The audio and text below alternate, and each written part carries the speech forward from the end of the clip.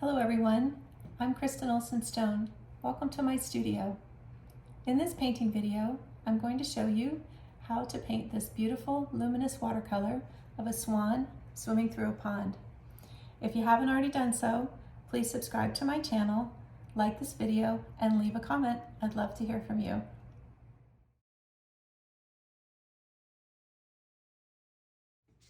I want to create the look of this swan swimming through the water with really glowing colors. And the swan is lit from behind, swimming in kind of a muddy green colored pond.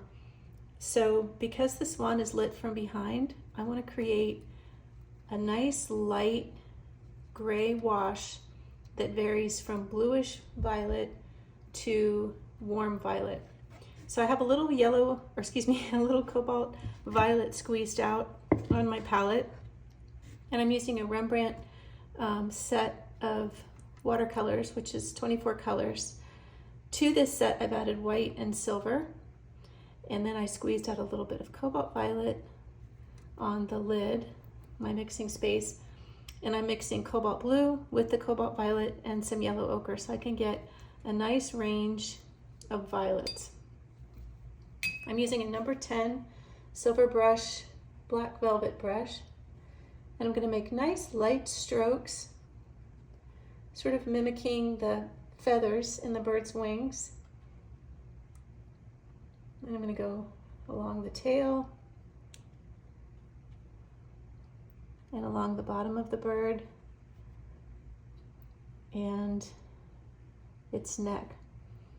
If you looked at the reference photo I'm using, the neck looks very yellow and the feathers of the bird look very blue, and I think it would be strange to have the neck look yellow and the rest of the bird look a different color, because we know that the bird is white, but the lighting is what really determines its colors. Whoops, I picked up some mauve and I didn't mean to.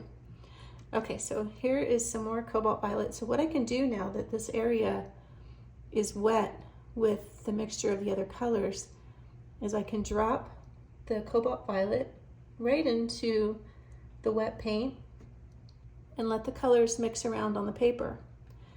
And what's wonderful about cobalt violet and cobalt blue is they'll dry with a nice granular effect. And this really shows up in textured paper. So if you're using cold pressed paper or rough paper, the granularity seems to be more visible. Now I'm going to add some more of this blue to the inside of the far wing. And I'm going to lighten this a little bit right here. Didn't mean to come down so far with that color. And over that, I'm going to add some yellow ochre, because I want this part of the wing to be a little bit warmer. I'm going to add some yellow ochre here as well. So look at this nice range of colors that I have, and I've only used 3 colors. Just adding a little water to blend a few of these edges. So I'm going to add some of the cobalt blue to this part of the bird's wings. I'm going to make it slightly darker on this section. So anywhere you want the light to be a little more dramatic, you can make it slightly darker. But overall, this is a white bird that's lit from behind. So you definitely want to leave little bits of white all over the place and give that effect of the bird being very light colored. So I have left on purpose kind of a white halo around the outside of the bird. I'm just softening the edge now with my brush, and my brush just has a little bit of water on it, no paint. That soft edge will emphasize the light coming from behind. I'm going to go around the outside of the bird's feathers with a little bit of yellow ochre now, and on the top of the tail and the top of the wings. Still leaving lots of white though. I'm going to go around the top of the head and also right down here. While that's drying, I want to paint the bird's beak. So I'm going to use cadmium red light. You could also use vermilion, permanent red light, any orangey red. If you don't have an orangey red and you have a primary red, you can start with the primary red and add a little bit of yellow to it. And that'll give you a nice warm orange red for the beak. So the pond water is a very warm, sort of muddy green. So I'm going to start with sap green. Sap green is a nice transparent green that leans towards yellow on the color wheel. And to that sap green, I'm going to add yellow ochre and burnt sienna. And I'll make that nice sort of muddy water look. So I want this color to be slightly opaque because I want the water to look a little bit muddy, and I think having the contrast of the muddy water and then the swan illuminated from behind and painted with more transparent and lighter colors, the contrast of those two things will make it look like it's glowing. So I'm going right up to the body of the bird, and I'm going to keep this edge soft, meaning I want the bird's body and the paint in the pond to run into each other. So this is creating what's called a soft edge. Soft edges depict wet edges, and they also depict movement.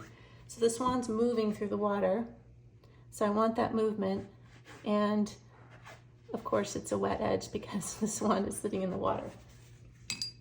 So I'm going to leave little areas of white showing through as I paint the swan because I want to have the water look sparkly and reflecting the light in the sky. And I'm also making marks. You can see I'm kind of making marks where I wiggle my brush a little bit. So I want to get that look of movement in the water. And these ripples represent the water that's moving around the swan as it's swimming and displacing the water a little bit.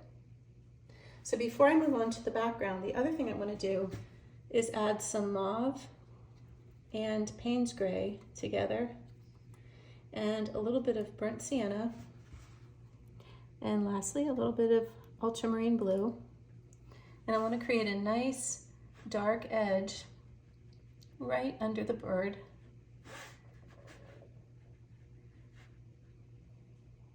So I'm going right along where I painted the green, and the paint is still nice and wet, so the color's spreading around beautifully. And I'm going to paint a little bit of that dark down here as well.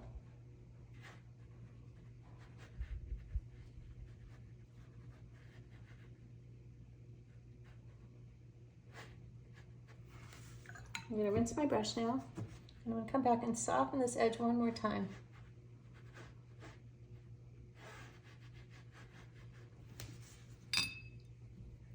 Okay, so now back to painting the pond behind the swan.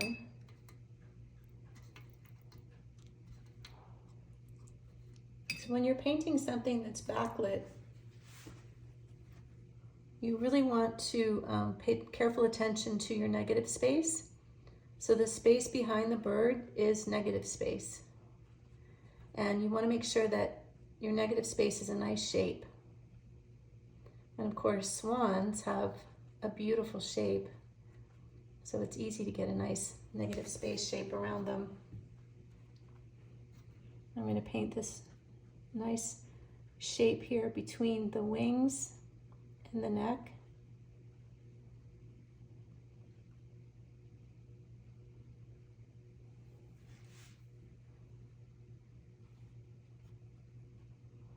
This is a number 10 brush, but it has a great point on it. allowing me to paint details and be really precise.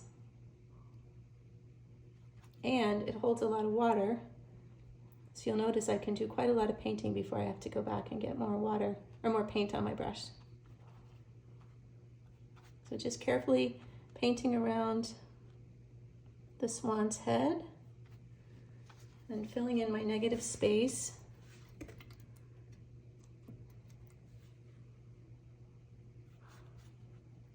So I'm going to let the water be a little more golden up here at the top.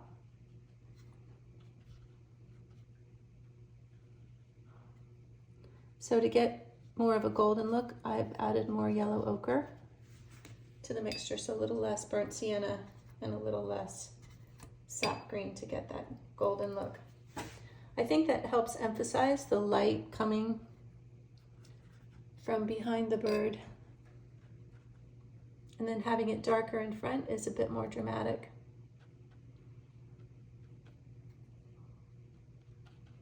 So I'm blending that lighter color down into this darker shape. This is new paper. This is Rembrant watercolor paper, and I've been using this paper now, and now for a few weeks, and I really love it. It's got a nice texture. It's very easy to paint on.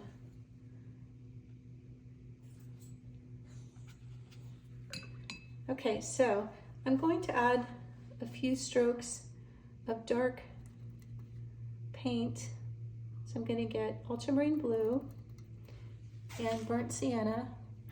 I want to darken this a little further underneath the swan. So sometimes watercolor looks really brilliant when it's wet, but then as it starts to dry, it lightens. So the more water you use, the lighter it will dry. The less water you use, the more it will look like it does when it's wet. So I'm going to carry some of this dark down into the foreground.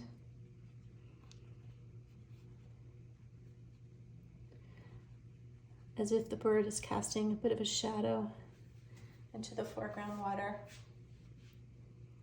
And I'm going to put a swoosh of that over here.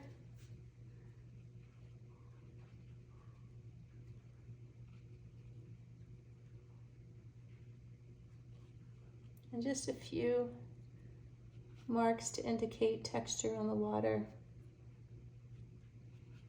and the negative space behind the bird. So it works really well for me. I want my edges to be softer as they go back in space, so I want the space behind the bird to have some texture, but I want the brush strokes to look really soft. So since the watercolor is still fairly wet in this section of the painting, it's drying really softly, which is perfect. Now I'm going to do the black on the bird's face. I'm going to use Payne's Gray. Payne's Gray is actually like a deep greenish blue.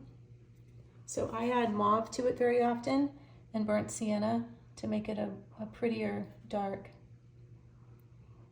So this is the part of the bird's beak and eye that's very dark.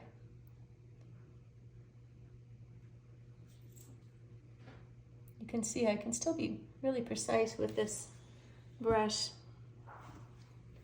Okay, the last thing I want to do now is add a few more gray-blue accents to the bird's feathers. So I'm using cobalt blue and a little bit of yellow ochre, and I'm going to add some mauve this time to make it a little darker. So it's a 3-color gray with a slightly different color mixture. So I want to define the area under the wing and the bottom of the bird's body where it's closest to the water. Give a little bit of shape and definition to the swan's neck.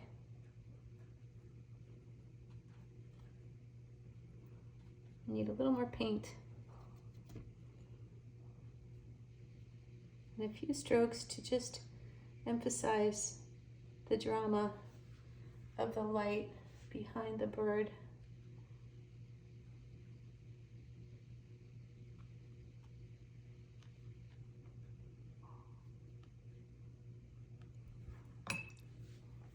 And I'm going to add one stroke of this on the side of the beak,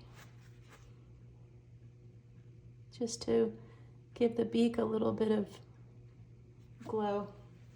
Thank you so much for watching. I hope you enjoyed this painting video.